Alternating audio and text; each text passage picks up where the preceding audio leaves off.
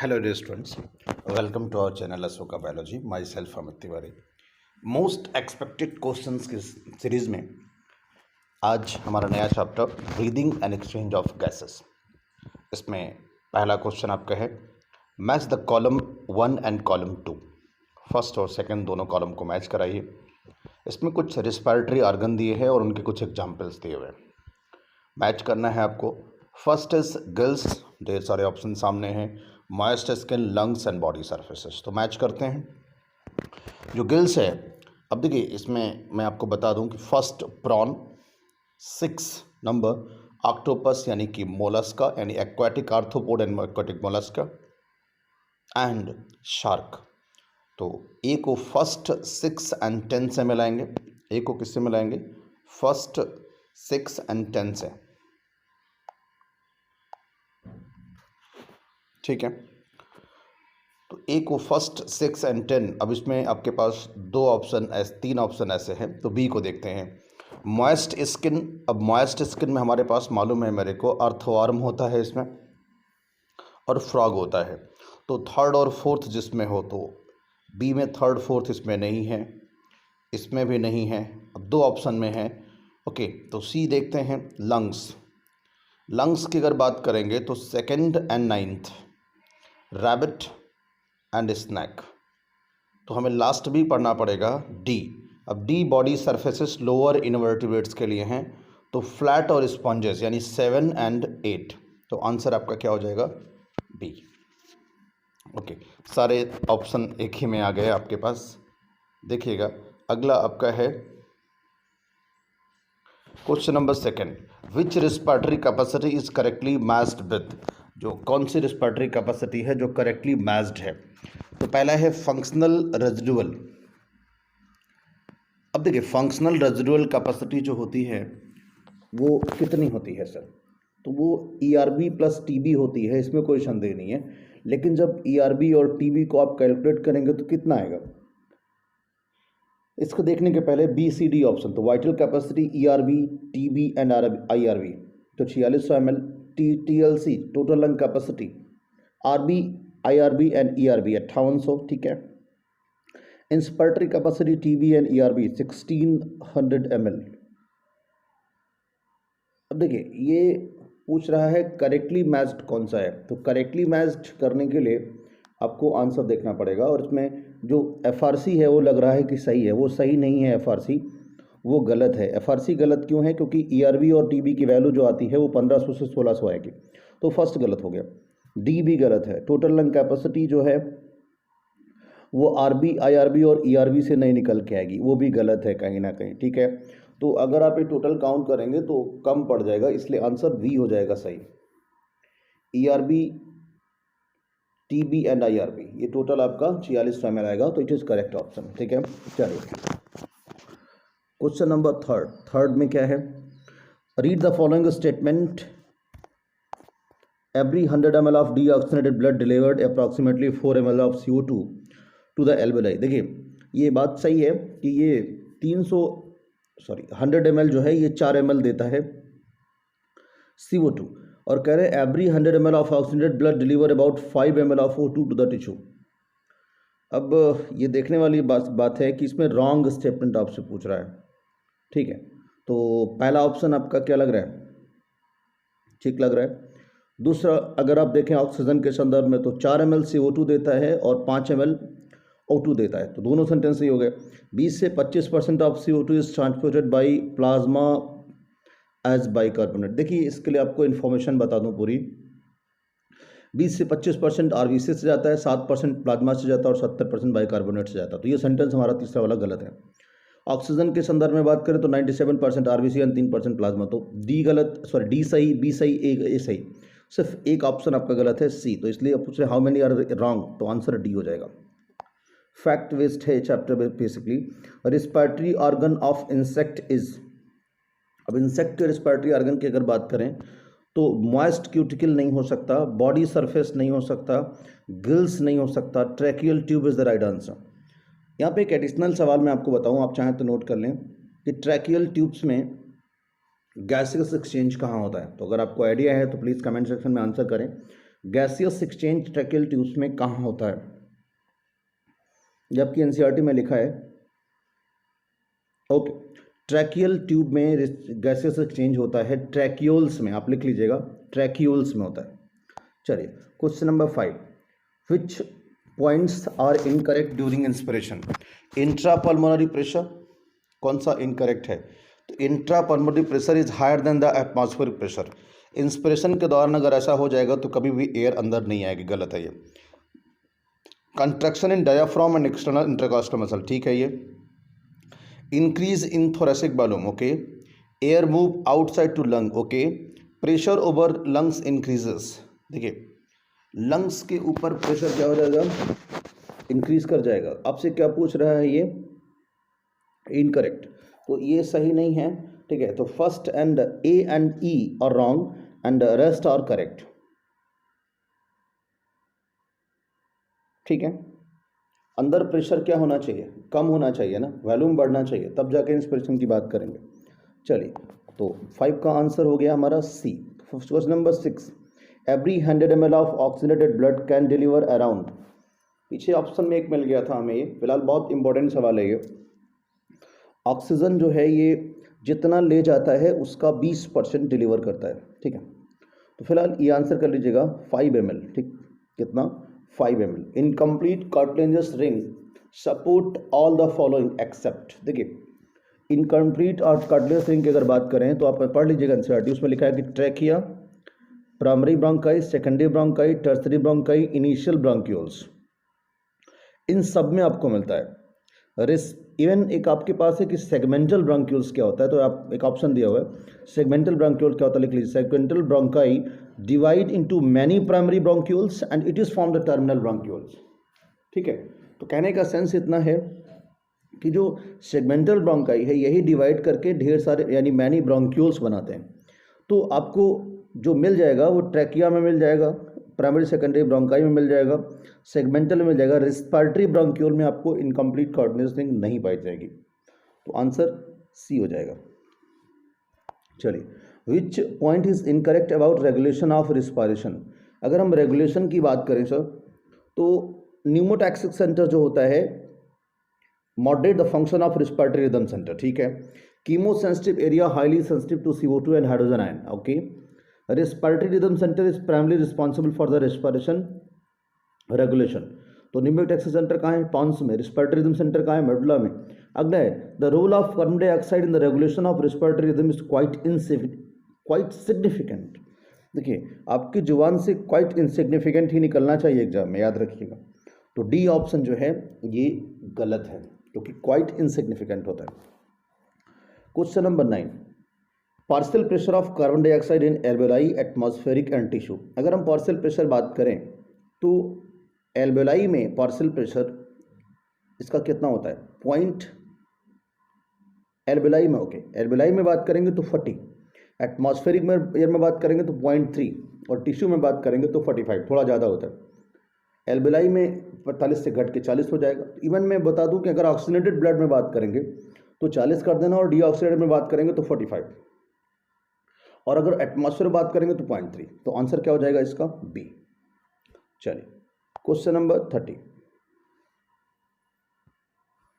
30 में क्या है, read the following statement, it is chronic disorder, major cause of it's cigarette smoking, it is an allergy, alveolar was damage due to inflammation of bronchi and bronchioles. किसके लिए पूछ रहे हैं ये। एक और है respiratory surface is decrease, how many points are correct for emphysema. देखिए कौन कौन से स्टेटमेंट एम्फाइसीमा के लिए करेक्ट हैं। तो पहला chronic disorder, major cause of cigarette smoking, allergy ये एस्थमा के लिए है, alveolar was damaged, alveolar wall जो है वो क्या हो जाएगी, डैमेज हो जाएगी। तो ए भी सही है, बी भी सही है, आपका डी ये भी सही है sir, due to inflammation of bronchi and bronchioles ये भी एस्थमा के लिए, तो ये भी गलत हो गया। तो अभी तक हमें क्या मिला, A B and D, okay, A B D 3 sentence मिले हैं। आगे देखते हैं, respiratory surface is decreased 4 sentence हो गए टोटल। तो पूछना क्या चाह रहे हैं भाई साहब, ये देखना है कि हाउ मेनी आर करेक्ट। तो आंसर क्या होना चाहिए, 4 सेंटेंसेस करेक्ट हैं, तो टेंस का answer C. Question number 11, respiratory surface decreased on what the major cause of it cigarette smoking due to inflammation of bronchi.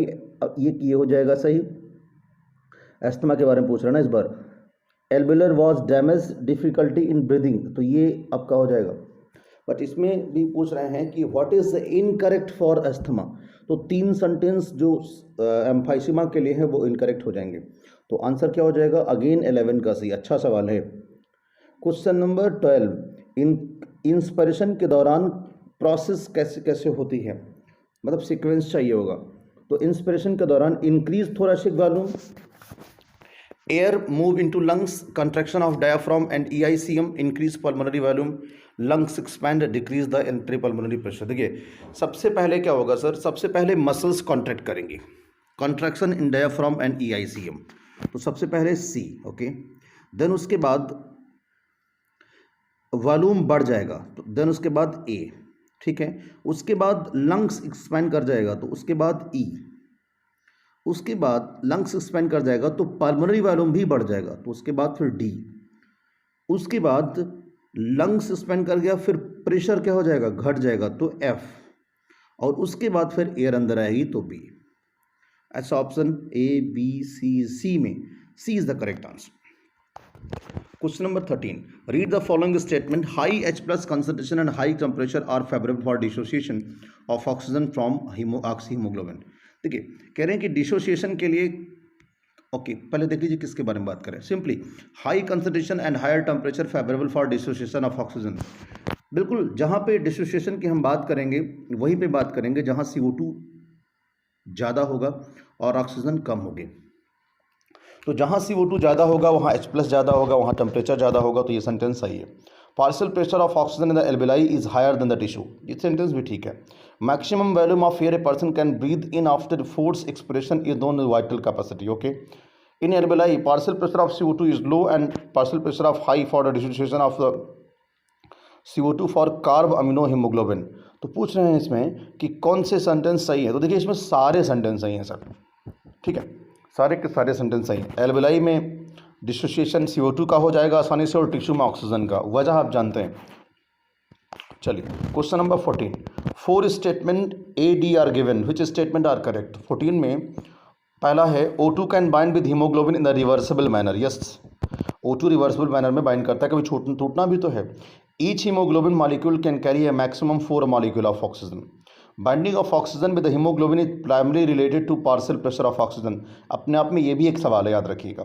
About 97% of oxygen is transported bye RBC in the blood.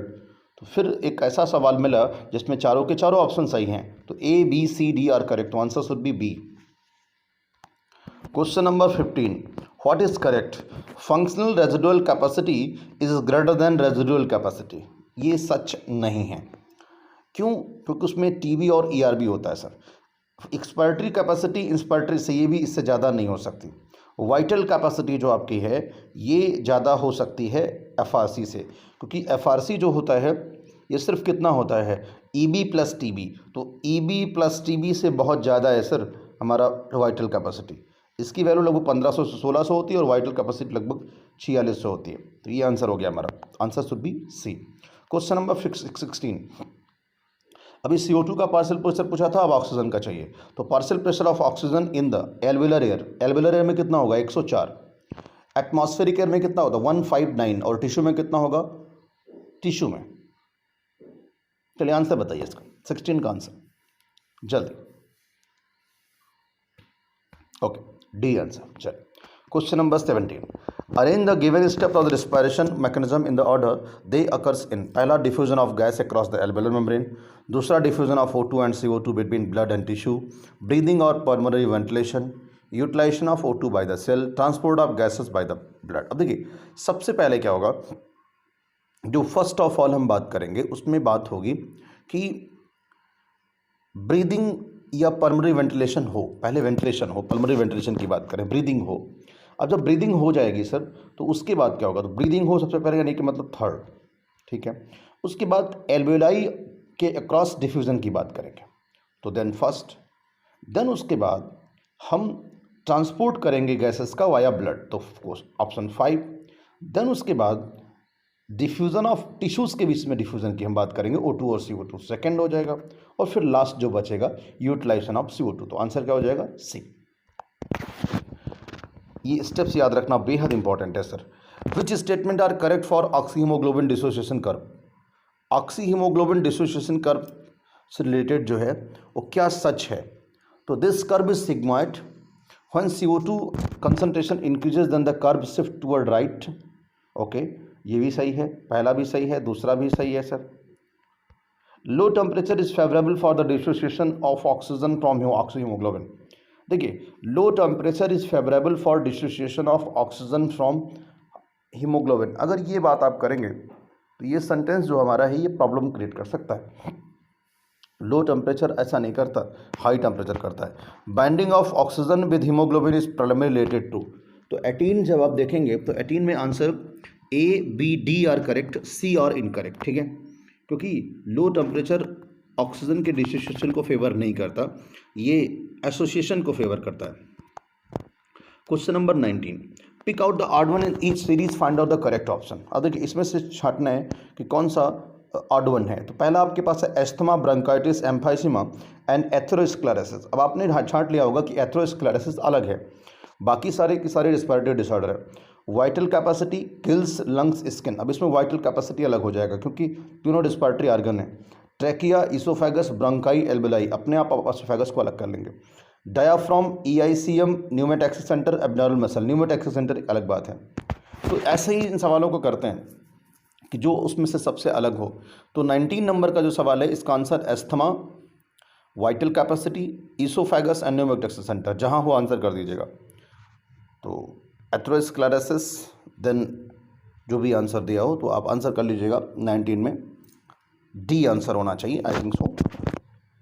चलिए sir, question number next 20, following is the tubular representation of partial pressure of oxygen and carbon dioxide at the different part in alveoli. और इसको भरना है, सारे option खत्म हो जाएंगे यहीं पे, इसके बाद कुछ नया नहीं बचता।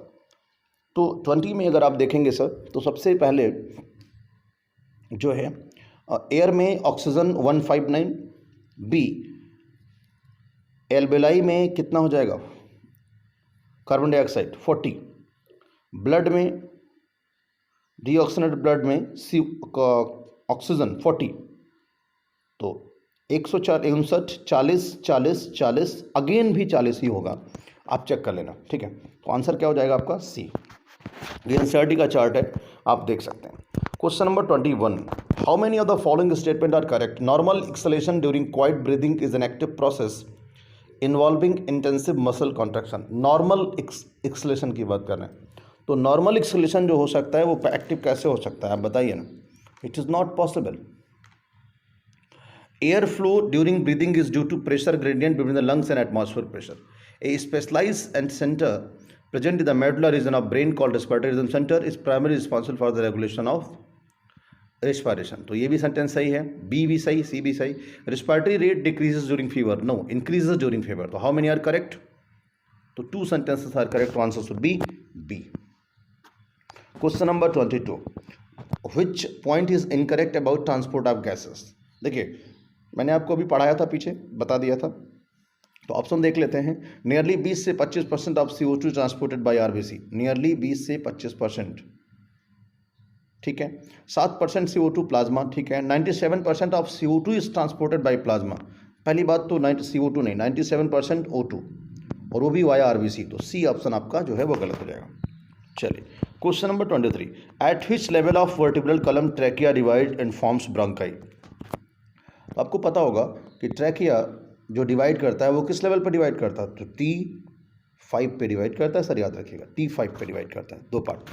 मैमेलियंस lungs are solid and spongy, air enters into lung because chest expand, and embryo stages breathing rate residual volume absent, residual volume is expelled only by forceful expiration. देखिए सर, पहला सही है, दूसरा सही है, तीसरा रेजिडुअल वॉल्यूम कभी भी बाहर नहीं आता, तो डी सेंटेंस आपका जो है वो गलत है। Partial pressure of oxygen in the expired air is more then the inspired air. आपको क्या लगता है ये सेंटेंस कभी सही हो सकता है? बोलिए। नहीं सही हो सकता। ऐसा क्यों होगा? क्योंकि पार्शियल प्रेशर जब एक्सपायर्ड होता है तो वहाँ पे एयर थोड़ा ऑक्सीजन का क्या हो जाता है, कम हो जाता है, तो इसलिए ये सही नहीं है। तो ए दो ऑप्शन मिले हमको गलत, एक डी गलत है और एक ई गलत है। ठीक है, डी और ई दो गलत है। तो पूछ रहे हैं how many sentences are correct, तो आंसर आपका कितना सही हो जाएगा? 24 का ए आंसर कर लीजिएगा, 24 का 3 correct. The factor which is does not affect the rate of alveolar diffusion, alveolar diffusion को कौन अफेक्ट नहीं करता? तो solubility of gases, thickness of membrane and pressure gradient. बहुत आसान सवाल है ये, तीनों करते हैं। रिएक्टिविटी ऑफ गैसेस इसको अफेक्ट नहीं करती। एक अच्छा सवाल भी है। Approximately alveoli are present in the both lungs, बताइए। अगर हम पूछें आपसे कि एल्वेलाई बोथ लंग्स में कितनी होती हैं, तो एनीवन आंसर?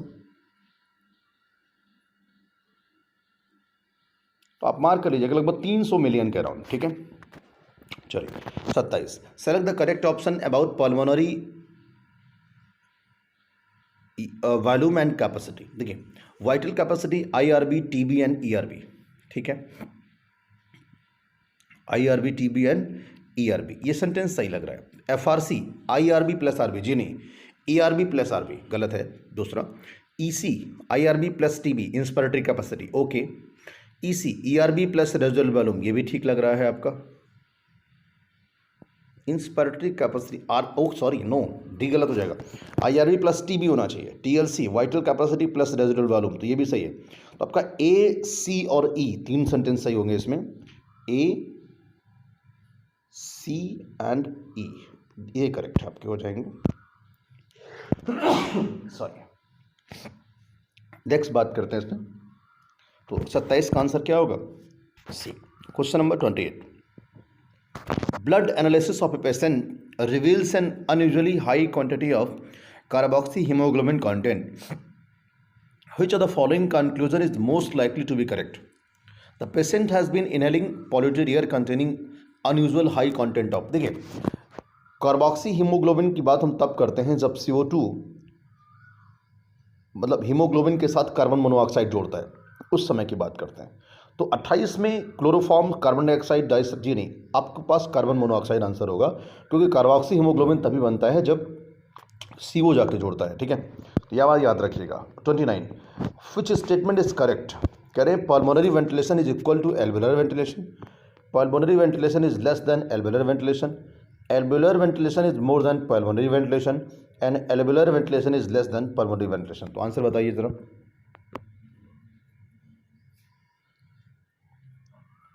चलिए, अब आपको मैं बता दूं, जो आपका पल्मोनरी वेंटिलेशन होता है सर, पल्मोनरी वेंटिलेशन में आपके पास ASA प्लस DSA दोनों होता है। आप सोच रहे हैं ये क्या है? ASA कितना होता है? 350 ml और DSA होता है 150 ml। तो लंग्स के थ्रू टोटल इधर जितनी आती जाती है वो आपकी होती है पल्मोनरी वेंटिलेशन, लेकिन एल्वेलर वेंटिलेशन में सिर्फ 350 ml का ही आवागमन होता है।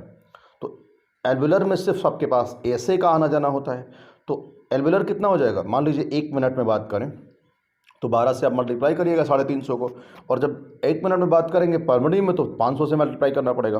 तो alveolar air is less then the pulmonary ventilation. ठीक है, चलिए, residual air in human is found in, residual air कहाँ पाई जाती है? ये वो एयर है जिसे कभी स्पायरोमीटर से नाप नहीं सकते, ये वो एयर है जो कभी लंग से बाहर नहीं आती। आंसर इज एल्वेलाई, याद रखिएगा। 1100 से 1200 ml इसकी वैल्यू होती है, ये भी याद रखिएगा, 1100 से 1200 ml, बहुत ही इंपॉर्टेंट है। फोर्सफुल इंस्पिरेशन के बाद भी निकल के बाहर नहीं जाती। Between breath the intrapleural pressure is approximately than the atmospheric pressure. देखिए, एटमॉस्फेरिक प्रेशर से इंट्राप्लुरल प्रेशर का जो डिफरेंस है वो कितना है?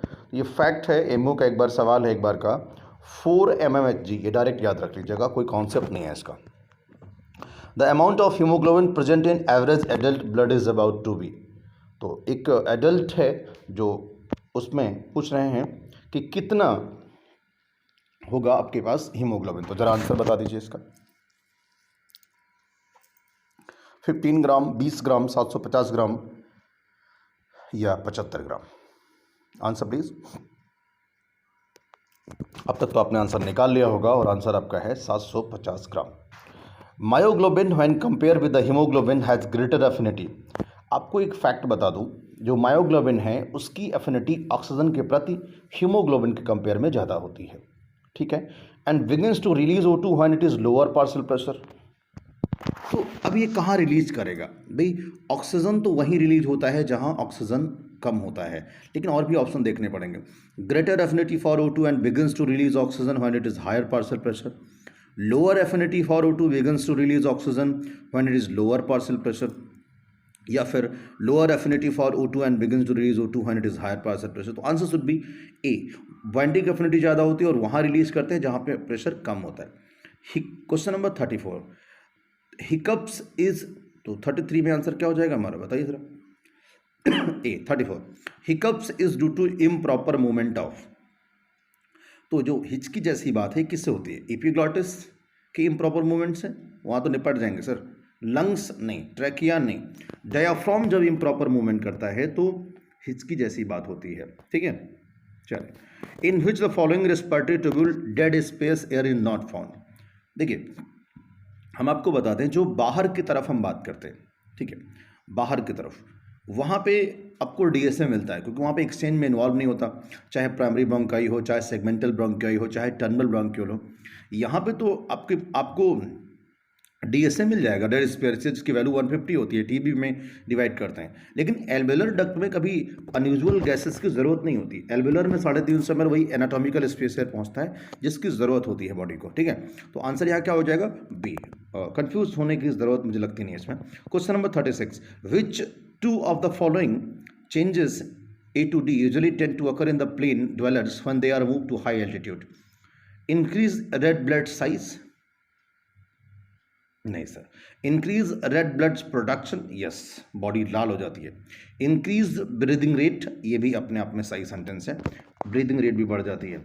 इंक्रीज थ्रोम्बोसाइट काउंट, इसका प्लेटलेट से कोई मतलब नहीं है। प्लेटलेट को बनाने वाली सेल का नाम मेगाकैरियोसाइट्स, याद रखिएगा। और प्लेटलेट का काउंट भी डेंगू में बहुत मैटर करता है, ठीक है। लिस्ट, ओके, एक सेकेंड, क्वेश्चन नंबर कौन सा था सर? आई थिंक 37, ठीक है। Listed below our 4 respiratory capacities. इस सवाल जब नीट में आया था तो करने में ही लोगों को दिक्कत हो रही थी। यहाँ पे बहुत आसानी से कर लीजिएगा, बहुत कन्फ्यूजन होती है, इसलिए मैंने सवाल को लिया है, तो कन्फ्यूज मत होइएगा। सवाल को करने का तरीका देखिएगा। दो तरफ कैपेसिटी दी है, रेस्पिरेटरी कैपेसिटी और रेस्पिरेटरी वालों। ये इसका नहीं है कि इसके सामने का ये है, करें इसमें से देखिए पूरे में, और जो जिससे मैच कर रहा हो उसको डाके डाल दीजिए। जैसे एक है, अब रेजिडुअल वॉल्यूम की वैल्यू कितनी होती है सर? 1200 ml, ठीक है। तो ए 1200 किसी में है क्या? ए 4500 गलत हो गया, ए 4500 गलत हो गया। ए 1200 एक जगह हमें मिला है, ये सही हो सकता है ऑप्शन, ठीक है। तो हमने एक ऑप्शन को कट कर दिया है, ए ऑप्शन को। दूसरा, वाइटल कैपेसिटी कितनी होती है? 4600 होती है, लेकिन 4500 मान लेते हैं।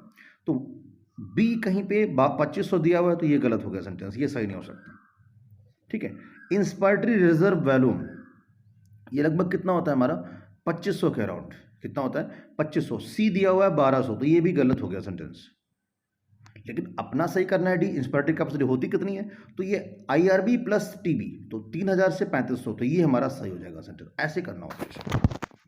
चलिए, 37 हो गया। क्वेश्चन नंबर 38, हीमोग्लोबिन कंटेंट पर 100 ml blood of the normal healthy man is. Answer आता है आपको? 12 से 16 gram. Two friends are eating together on a dining table. दो फ्रेंड्स हैं, डाइनिंग टेबल पे भोजन कर रहे हैं। One of them suddenly start coughing while swallowing some food. This coughing would have been due to improper movement. एक अचानक से भोजन करते समय खांसने लगता है, ये किस वजह से हुआ? तो improper movement of diaphragm. Diaphragm होता तो हिचकी आती सर, एपिग्लॉटिस के वजह से हुआ है। भोजन करने वाला टच करते हुए निकल गया है, तो आंसर क्या हो जाएगा? ए हो जाएगा। एक अच्छा सवाल। Question number 40, a large proportion of oxygen is left unused in the human blood even after it Uptake by the body tissue. एक लार्ज प्रपोर्शन ऑक्सीजन का बचाए रखा जाता है, जबकि बॉडी टिश्यू के पास वो है भी। एक्ट क्या होता है? दिस O2 क्या होती है, क्या जरूरत पड़ेगी? तो डी ऑप्शन में help in the raising more O2 in the epithelial tissue. C में is enough to keep oxyhaemoglobin saturation at 96%, raise the CO2 of blood of the 75 mm मज्जी। Act as reserve during muscular exercise. Yes, जब हमें ज़्यादा muscular exercise करनी पड़ती है तो उस समय हमारी जो ऑक्सीजन की ज़रूरत है वो इसी ऑक्सीजन से पूरा होता है। तो ऑप्शन क्या हो जाएगा सर? ए। ओके, चलिए question number 41। Question number 41, the figure given below show a small part of human lungs where exchange of gases takes place in which one of the option given below A B C D दिया हुआ। देखिए आप इसमें C जो है arterial capillary कह रहे हैं, पासेस ऑक्सीजन टू टिश्यू, ये सच नहीं है। इसमें जो ए ऑप्शन है जो छुपा हुआ है जरा उसको देखिए। ए ऑप्शन क्या है सर? ये एल्वेलर कैविटी है और यहीं पे एल्वेलर कैविटी में ही गैसेस एक्सचेंज होता है। यही ऑप्शन आपका सही है, बाकी सारे ऑप्शंस इसके गलत हैं। Question number 42, which one of the following is possibility by most of the regarding to breathing by making a conscious. इसमें हम एलिमिनेट करेंगे ऑप्शन को। तो the lungs can be made fully empty by forcefully breathing out all air. जी नहीं, ये सच नहीं है, कभी भी लंग्स को पूरी तरीके से खाली नहीं कर सकते। One can breathe out air totally without oxygen, ये संभव नहीं है। One can breathe out air through Eustachian tube by the closing both the nose and mouth. कुछ ऑप्शंस में, कुछ किताबों में ये ऑप्शन दिया हुआ जो कि कभी संभव नहीं है सर। यूस्टेशन से उससे हम सांस नहीं ले सकते। One can consciously breathe in and breathe out by moving the diaphragm alone without moving in the ribs, ये एक बार संभव हो सकता है। तो ये ऑप्शन आपका सही होगा, बाकी तीनों गलत हैं, विदाउट एनी कंफ्यूजन। चलिए question number 43, during swallowing of the food which of the following structure present entering of the food in the glottis. तो अब एक ऑप्शन है semilunar valve, circular muscular flap, cartilaginous flap या circular sphincter. अब question हमने ये किया है अभी, बट तरीका दूसरा है। तो आंसर कॉटिलेजनस फ्लैप, ये एपिग्लॉटिस ही है जो भी पीछे हमने पढ़ा था। ठीक है। दूसरा, people who have migrated from the plains to area adjoining Rohtang pass about 6 month suffer from altitude sickness. 6 month हो गया लगभग सर। ठीक है। Altitude sickness with symptoms like nausea, fatigue etcetera, this is possible? No. Have the usual RBC count with their hemoglobin has very high binding affinity? Have more RBC, ये सच है, but binding affinity घट जाती है sir. हमने जब आपको पहले बताया होगा, नहीं बताया तो आज जान लीजिएगा, सी आंसर होगा इसका। और बाइंडिंग एफिनिटी जो आपकी है ये घट जाती है क्योंकि ऑक्सीजन कम है तो जल्दी फ्री होना पड़ेगा मॉलिक्यूल को दूसरे ऑक्सीजन को लाने के लिए। Which of the following is the correct statement for respiration in human? Workers in grinding and stone breaking industry may suffer from lung fibrosis. Yes, about 90% of carbon dioxide is carried by hemoglobin. Correct statement पूछ रहा है। तो workers in grinding and stone breaking, तो पहला ही sentence हमारा सही लग रहा है हमको, बाकी 90% वाला भी गलत है। Cigarette smoking for the inflammation of bronchi, asthma के लिए भी नहीं, गलत है। Neural signal for pneumotaxic centre, neural signal for pneumotaxic centre in the pons region of brain can increase the duration of respiration, ये भी गलत है सर। ठीक है, तो answer should be only A, last page पे एनसीईआरटी में दिया हुआ है। Question number 46, binding of oxygen with hemoglobin is primarily related to which of the following factor? Partial pressure of CO2, partial pressure of O2, H plus concentration, temperature। तो answer क्या होगा? partial pressure of oxygen। ठीक है। Question number 47, which statement are correct for oxyhemoglobin dissociation curve? Oh, this question is repeated। कोई नहीं, answer करिए फिर से दोबारा। This curve is sigmoid, yes, उसी तरीके से करेंगे जैसे पहले क्या था। When CO2 concentration increases then the curve shifted towards right, P50 value भी बढ़ जाएगी। Low temperature is favoured for dissociation, नहीं सर, ये एसोसिएशन को फेवर करता है। Binding of oxygen with haemoglobin is primary related to partial pressure of oxygen. आप समझिए कितनी वैल्यू है इस पॉइंट्स के, जो मैं बार बार सवालों में, मैं कहीं से भी सवाल लिया है बट बार बार ये सवाल रिपीट हो रहा है, तो इसके पॉइंट्स बड़े दमदार होंगे और इसलिए आपको इसको अच्छे से याद करना चाहिए। तो 47 का आंसर क्या हो जाएगा? बोलिए आंसर 47 का बी। ओके सर, चलिए question number 48। When you hold your breath, which of the following gas changes in blood would first lead to the urge? जब भी अपनी सांस रोकते हैं तो कौन सा फैक्टर है जो सांस लेने की इच्छा को बढ़ाएगा। आपने पढ़ा है अभी, अब रेगुलेशन में पढ़ते हैं कि ऑक्सीजन का बहुत बड़ा रोल है नहीं, ठीक है, तो CO2 का रोल है। तो CO2 के बढ़ने से हमारी सांस लेने की ज़रूरत तुरंत बढ़ जाएगी, ठीक है। ये बात याद रखिएगा, ऑक्सीजन की तरफ घूमिएगा मत, नहीं तो गलत हो जाएगा सवाल, ठीक है। ऑक्सीजन का जो रोल है वो क्वाइट इनसिग्निफिकेंट है, तो आंसर आपका क्या हो जाएगा, A. Reduction in pH of blood, reduction in pH of blood reduces. अब देखिए, जब भी पीएच घटता है तो पीएच घटने का मतलब क्या है, H+ बढ़ना और CO2 का भी बढ़ना। तो CO2 बढ़ेगा तो सांस लेने की जरूरत बढ़ जाएगी, ठीक है। Reduces the rate of heart beat,